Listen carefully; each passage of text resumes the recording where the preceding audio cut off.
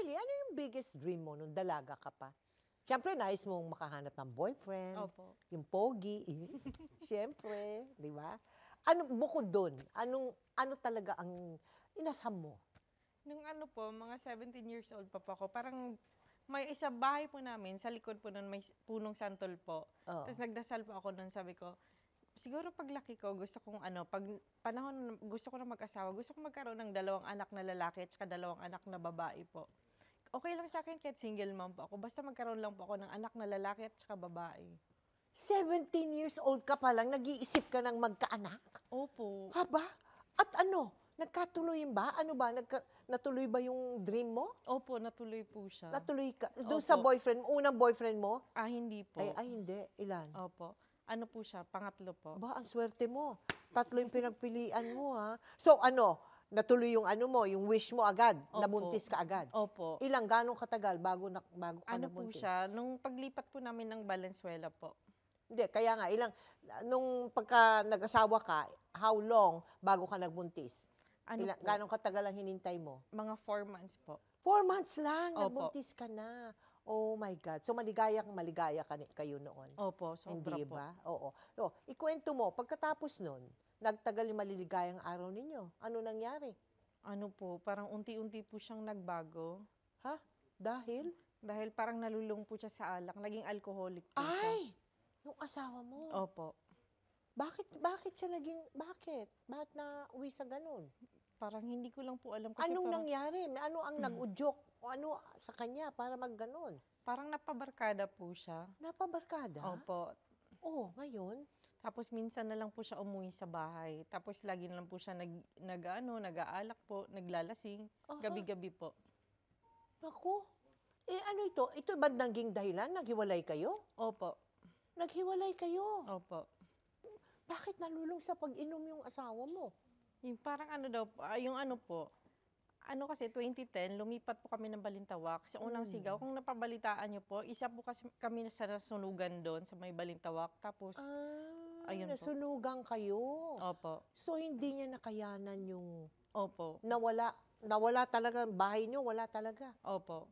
Ay, naku. Ano naman natuklasan sa kalusugan ng anak mo? May isang anak ka na, no? Opo. Oo. Ano nangyari sa bata? Ano po siya, nagkaroon po siya ng butas sa puso. Ha? O ano ngayon naipagamot ninyo?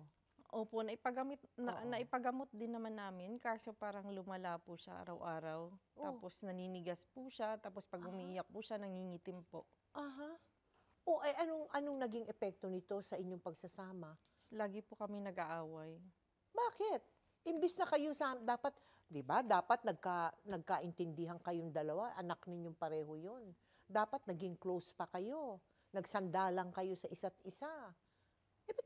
Bakit nagkaaway? Kasi parang hindi daw po niya tanggap na ganun yung anak niya, tapos parang ako yung sinisisi niya, ganun po. Oo. Pag nagdadasal ka noon, anong hinihiling mo? Sabi ko, parang gusto ko lang po ng 2 anak na lalaki, tsaka 2 anak na babae. Kahit po maging single mom po ako, okay lang po sa akin yun. Oo. At this time, magkasama pa ba kayo? Magkasama pa kayo nung asawa mo? Hindi na po. Hindi na. Opo. Pero patuloy mong gusto yung magkaanak kayo. Magkaanak ka ng 2. Isang lalaki, isang babae. Opo. Oo. Here, ano nangyari naman doon sa anak mo? Yung may sakit sa puso. Ano po siya? Yan yung panganay mo? Opo. Oo. Nawala po siya. Namatay siya Opo. doon sa sakit niya sa puso. Opo. Namatay Oo nga, po siya. namatay. Oo nga. Ano naman ang nangyari noong pandemya? Ano po, nag-work po ako nun sa TP, sa teleperformance po sa may Mandaluyong. Okay. Tapos nung nung start ng pandemya po, umuwi po kami sa Zamboanga. Bakit? Kasi nga po, nawalan din po kami ng trabaho, ganun po. Tapos nahihirapan na po kami magbayad ng bahay. Okay. Tapos, ayun po, yung iniwan ko po doon yung mga anak ko po, si Santi, si Pau Pau, tsaka si Sisi, iniwan ko po doon sa mama at papa ko, sa Mindanao po. Oo, teka muna, balikan natin ha. Kasi kanina sabi mo naghiwalay kayo no? Nung asawa mo. Ibig mo ba sabihin nag-asawa ka ulit? Hindi na po. O paano, nagbalikan ba kayo? Hindi na po.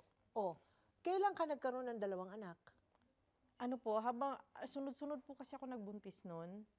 Oh, sunod-sunod. Opo. Hindi, may panganay ka.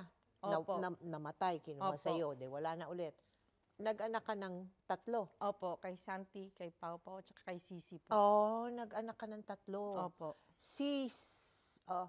Yung nung, kailan umalis yung asawa mo? Yung asawa ko po, ano po siya, simula nung namatay yung panganay namin, parang nag-iba na siya, hindi na siya Oo, umuwi oo, ng oo, bahay. oo. Tapos parang nagsusuporta-suporta na lang siya kahit papano po. Oo. Ganun lang. Pero so ikaw na nagpalaki dun sa 3 mong anak? Opo. Tapos si Santi yung pang-ilan mo dun sa 3? Yun yung parang panganay na din po. Siya na yung panganay mo. Opo. Okay. Merong hiniling sa'yo si Santi nung lumuwas ka ulit, no? Papuntang Maynila. Ano raw yung birthday wish ni Santi na hiniling niya? Ano po yun? Ano kasi gusto niya ng aso? Oh, ba't iniiyak mo yun? Gusto lang pala niya ng aso. Ang daling ibigay nun, di ba? Manghihingi ka lang sa iba ng anak ng aso. Opo. Oh, ano nangyari? Yung paborito niya yung aso. Oo. Kaso, yung paborito niya po, yun po kasi talaga yung babawi sa buhay niya. Dahil, kwento mo muna, ikwento mo sa amin, bakit ka napapaiyak pag naaalala mo yung kagustuhan niya magkaaso? Opo. Oo. Kagustuhan niya po talaga magkaroon ng aso. Oo. Tapos, sabi niya, ano daw,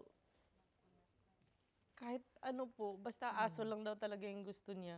Nung huling pabiyahe ka na ulit, no, papunta na ng Maynila, ano yung sabi ni Santi sa'yo? Anong bili niya sa'yo?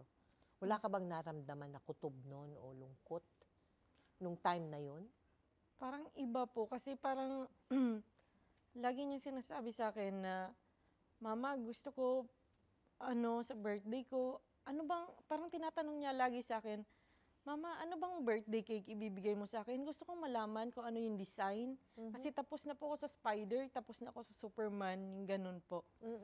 Tapos sabi din niya, gusto niya ng aso. Tapos ayun nga po, pinag-iipunan ko kasi gusto ko mabigyan siya ng aso na may lahi. Gusto mo yung may breed, Opo. mamahaling aso. Opo. Sige, kwento mo sa amin.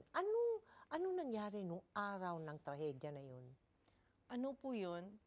Thursday po ng gabi, parang iba yung pakiramdam ko. Tapos nanaginip po ako na, si Santi daw po nadulas. Tapos, nabagok daw po yung ulo. Instead na po dugo yung lumabas sa ulo, hindi daw po dugo lumabas sa ulo. Parang mga laway na malalapot. Ganun po. Teka, nandito ka na ba sa Manila? Opo. Sila nandun pa sa Zamboanga? Sa Zamboanga po. Ngayon, bakit nilagyan mo ng tawag nito, yung dream mo? Yung dream mo, niligyan mo ng kahulugan? Hindi naman po. Parang iba yung pakiramdam ko po. Oo. Kaya dali-dali po ko tumawag sa mama ko. Pero nung mga nakaraan, wala pa po silang cellphone noon. Okay. Opo, kasi yung cellphone nila nalaglag po sa tubig. Tapos, tumatawag lang po ako sa kapitbahay namin. Minsan din po, di nila sinasagot kasi nga po, siguro busy, ganun po. Ngayon, nung araw na yon, nung kinuha na siya sa'yo, kwento mo paano nangyari? Na nakagat siya ng aso? Opo. Oo, paano? Nasakmal po siya ng aso dito po. Oo. Tapos, umaga po yun. Hindi, kasama niya yung kapatid niya, yung dalawang kapatid niya, di ba? Opo. Nasa labas, sa kalsada sila. Opo. Saan sila papunta? Palabas. Galing po sila sa kapitbahay. Sinundan nila yung lola nila. Okay. Tapos yung unang lalabasan na yung kapatid niya, si Sisi, maliit na bata lang po yun. Oo. Tapos instead na si Sisi yung kakagatin ng aso, tinulak niya si Sisi para siya makagat. Tapos sabi niya po, sabi niya, Sisi, buti na lang akong nakagat. Kasi paano pag ikaw nakagat, ang liit-liit mo, tapos babae ka pa. Sabi niya, buti na lang si kuyang nakagat. Sabi niya. Talagang sakmal Opo, ang nangyari. sakmal Hindi po. lang yung ganon. Talagang Opo. malaking Opo, sakmal po. Maliit, malaki yung sugat. Malaki po. Malaki yung sugat. Pero bakit daw walang dugo? Hindi ko lang po alam. Wala bang nag-advise sa mga tao doon na patignan na agad siya muna? Dalhin siya sa ospital? O wala ba nagbanggit, o baka may rabies yung asong yan. Patignan natin. Wala. Walang ganun. Wala po. Ano lang po, parang Oo. lumapit lang po sila sa manggagamot, which is yung tandok po. Tapos Oo. sabi daw po ng matanda, wala na daw pong rabies kasi hindi na daw po dumikit yung bato. Walang rabies. Wala Opo. daw rabies. Opo. Yung nakakagat na aso, walang rabies. Opo. Kaya si Santi, walang rabies. Opo, sabi nila. Naniwala sila doon. Opo. So, dinala nila sa albularyo? Opo. Nako. O ano nangyari? Pagkatapos ng 2 linggo? Ano po siya, parang natatakot na po siya sa tubig, natatakot na po siya sa liwanag, sa hangin po, lahat po.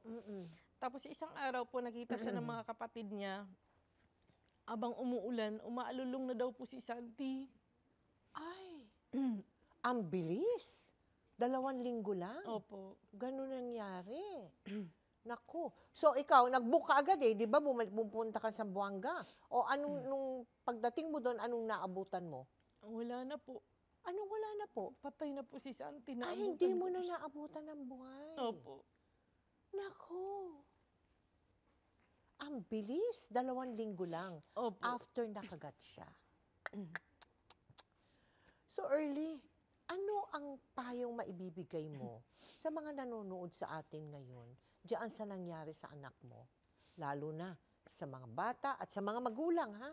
Anong mabibigay mong advice? Once makagat yung anak nila, kailangan po pa-injikan agad, patingnan agad sa doktor. Huwag na po sila maniwala sa may tandok-tandok o langis-langis lang po. Tapos nilalagyan daw ng bawang. Wag po sila maniwala. Oo. Ganun ba ang ginagawa doon sa probinsya? Opo. Nilalagyan ng bawang? Opo. Hala. Tapos langis. At saka langis. Opo. Ganun ang ginawa una ni kay Santi. Opo. Na wala din nangyari. Opo. Naku, mga magulang naman, anong maipapayo mo?